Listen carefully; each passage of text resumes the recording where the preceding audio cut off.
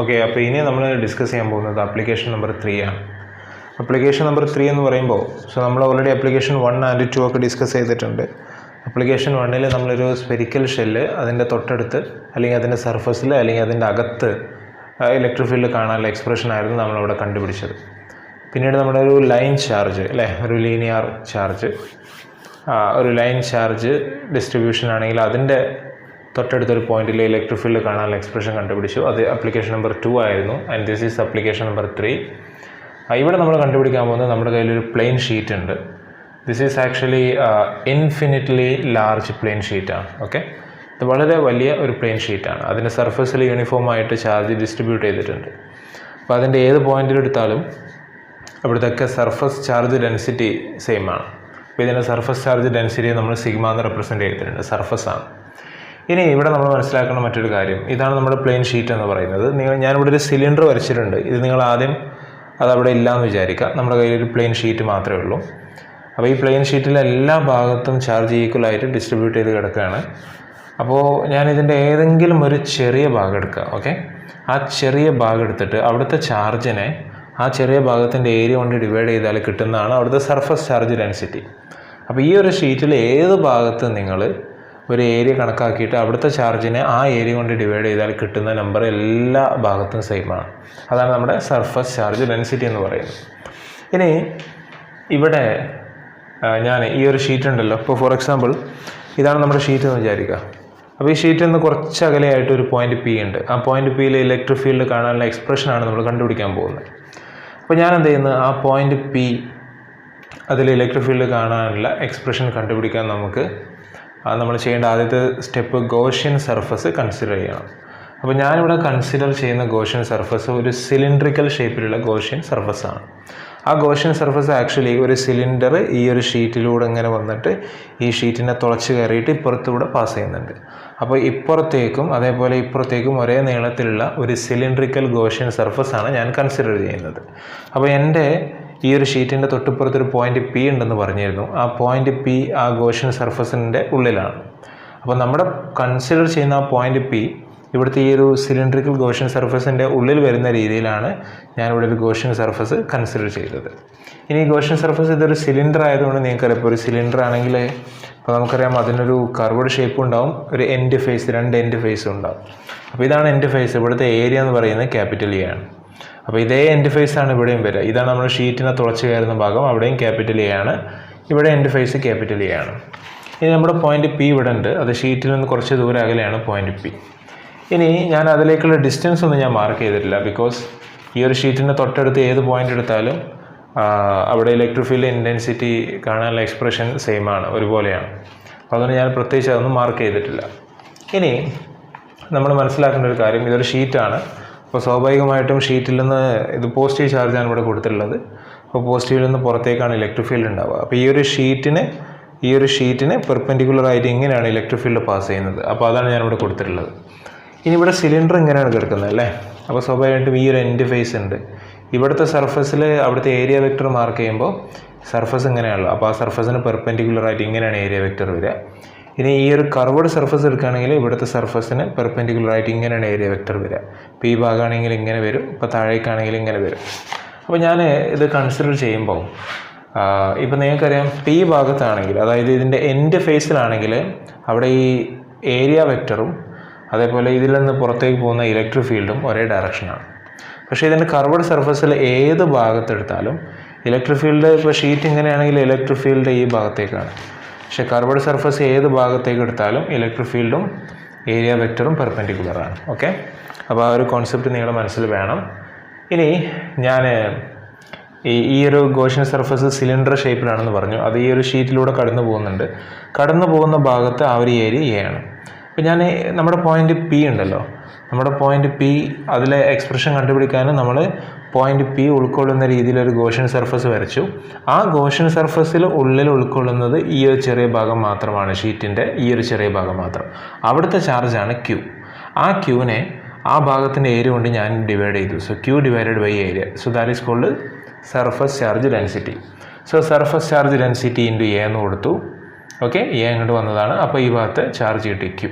അപ്പോൾ ക്യൂ എന്ന് പറഞ്ഞാൽ നമ്മുടെ ഗോഷ്യൻ സർഫസ് ഇതിലൂടെ കടന്നു പോകുമ്പോൾ അതിൻ്റെ ഉള്ളിൽ ഉൾക്കൊള്ളുന്ന ചാർജുകൾ ഈ ക്യൂ എമൗണ്ട് ഓഫ് ചാർജ് മാത്രമാണ്.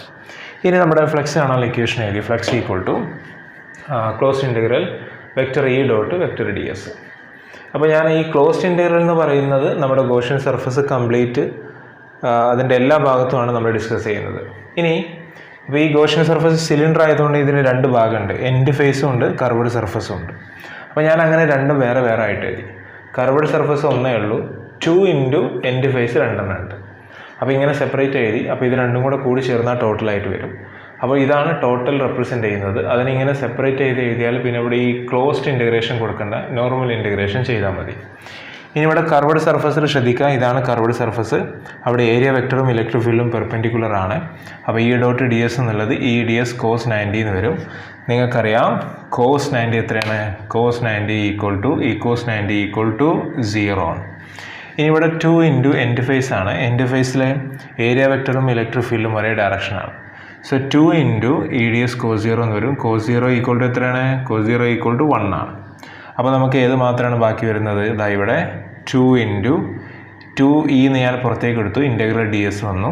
അപ്പോൾ ഈ ഡി എസ് നിങ്ങൾ ശ്രദ്ധിക്കുക, ഈ എൻഡ് ഫേസിൻ്റെ ഏരിയ ആണ്. നമുക്ക് തൽക്കാലം അതിന് ഞാൻ ക്യാപിറ്റൽ എ എന്ന് കൊടുത്തിട്ടുണ്ട്. അപ്പോൾ ഞാൻ 2e എന്ന് കൊടുത്തു. That is E into 2a എന്ന് വരും. അപ്പോൾ ഇതാണ് നമ്മുടെ closed integral E dot D S. ഇനി നമ്മുടെ ഗോസസ് തിയറം കൊടുക്കുകയാണ്. അപ്പോൾ ഇതാണ്. അപ്പോൾ നമുക്ക് ഇവിടെ വേണമെങ്കിൽ ഒരു പോയിന്റ് കൊടുക്കാം, ബൈ ഗോസസ് തിയറം. അപ്പോൾ നിങ്ങൾ നോട്ട് ചെയ്യുന്ന സമയത്ത് ഇവിടെ അങ്ങനെ എഴുതണം, ബൈ ഗോസസ് തിയറം.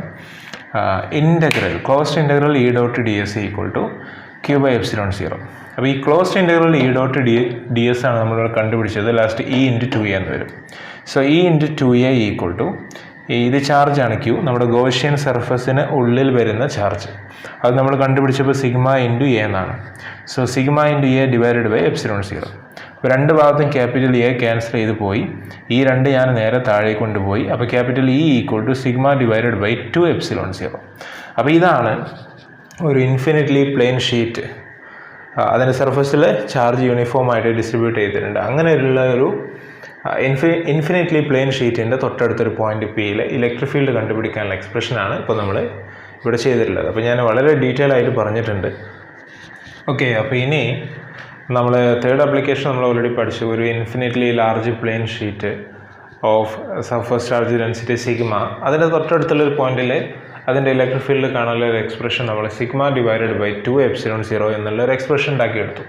ഇവിടെ നമ്മൾ ഡിസ്കസ് ചെയ്യുന്നത് അതുപോലെയുള്ള രണ്ട് പ്ലെയിൻ ഷീറ്റുകളാണ്. പക്ഷെ അത് രണ്ട് പ്ലെയിൻ ഷീറ്റുകൾ വെച്ചിട്ടുണ്ട് കേട്ടോ. അതായത് ഇപ്പോൾ ഒരു ഷീറ്റ്, ഇപ്പോൾ ഫോർ എക്സാമ്പിൾ ഒരു ഷീറ്റ് ഇവിടെ ഉണ്ടെങ്കിൽ അതിന് തൊട്ടടുത്തായിട്ട് മറ്റൊരു ഷീറ്റ് ഉണ്ട്. They are parallel to each other. അപ്പോൾ പാരലൽ ആയിട്ടുള്ള രണ്ട് ഇൻഫിനിറ്റ്ലി ലാർജ് പ്ലെയിൻ ഷീറ്റാണ്. പക്ഷേ ഇവിടെ ഒരു പ്രത്യേകത, ഒരാൾക്ക് പോസിറ്റീവ് ചാർജാണ് കംപ്ലീറ്റ് എങ്കിൽ മറ്റേ ആൾക്ക് നെഗറ്റീവ് ചാർജാണ്. സോ ഇതിൻ്റെ സർഫസ് ചാർജ് ഡെൻസിറ്റി നമുക്ക് പ്ലസ് സിഗ്മ എന്ന് കൊടുക്കാം.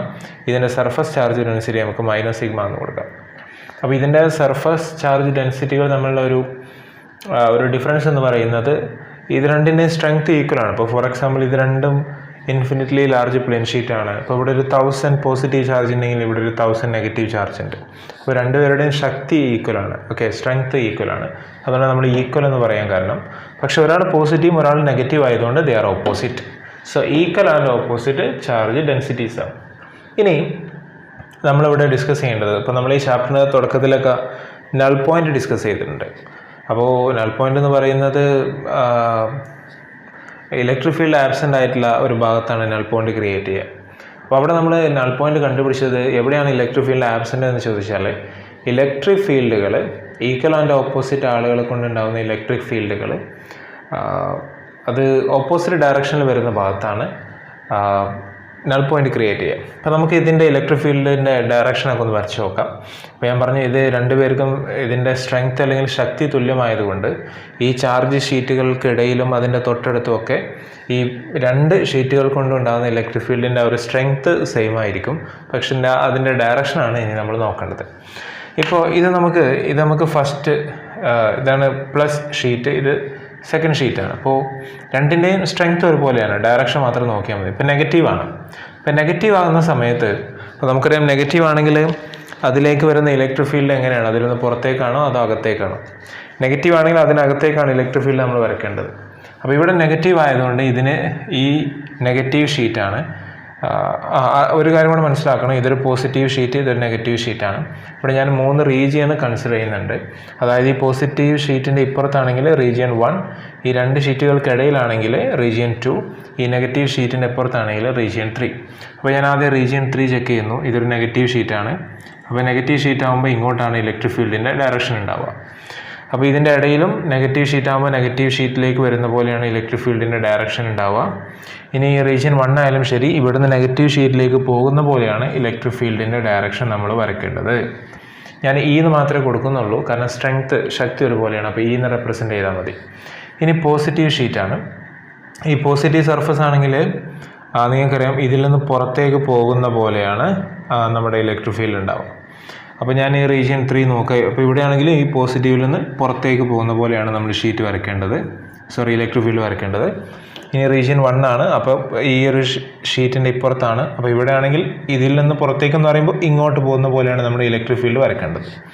അപ്പോൾ ഇവിടെ ഇലക്ട്രിക് ഫീൽഡ് ഈക്വൽ ആയിട്ടുള്ള 2 ആൾക്കാർ ഓപ്പോസിറ്റ് ആയിട്ട് കിടക്കുന്നുണ്ട്. സോ ഇവർ 2 പേര് കൂടി ചേർന്നാൽ ക്യാൻസലായി പോകും. അപ്പോൾ ഇവിടെ ടോട്ടൽ ഇലക്ട്രിക് ഫീൽഡ് 0 ആണ്.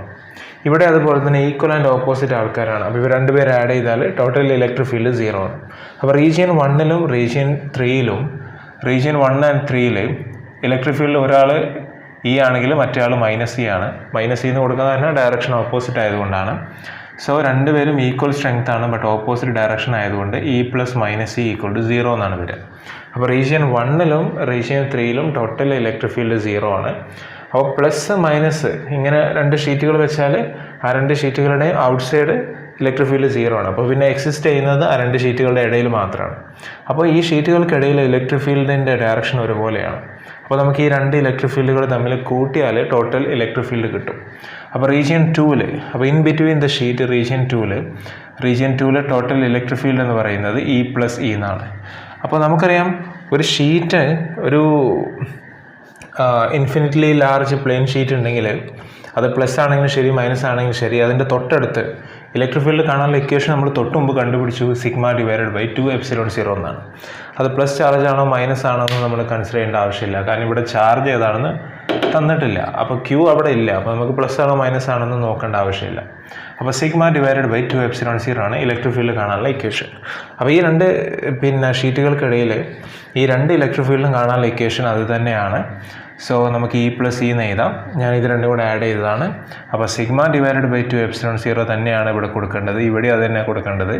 അപ്പോൾ ഒരേ സാധനം 2 തവണ കൂട്ടിയാൽ 2 × σ/2ε0. അപ്പോൾ 2 2 ക്യാൻസൽ ചെയ്ത് പോയി. ലാസ്റ്റ് ആൻസർ σ/2ε0 എന്ന് വരും. അപ്പോൾ ഇതാണ് 2 ഇൻഫിനിറ്റ്ലി ലാർജ് പ്ലെയിൻ ഷീറ്റുകൾ പാരലായിട്ട് വെച്ചാൽ അതിൻ്റെ equal and opposite surface charge density കൂടിയാണ്. അപ്പോൾ അങ്ങനെയാണെങ്കിൽ അതിൻ്റെ ഇൻ ബിറ്റ്വീൻ ദ ഷീറ്റ് മാത്രമേ ഇലക്ട്രിക് ഫീൽഡ് എക്സിസ്റ്റ് ചെയ്യുന്നുള്ളൂ. അത് കാണാൻ എക്സ്പ്രഷൻ എന്ന് പറയുന്നത് σ/2ε0.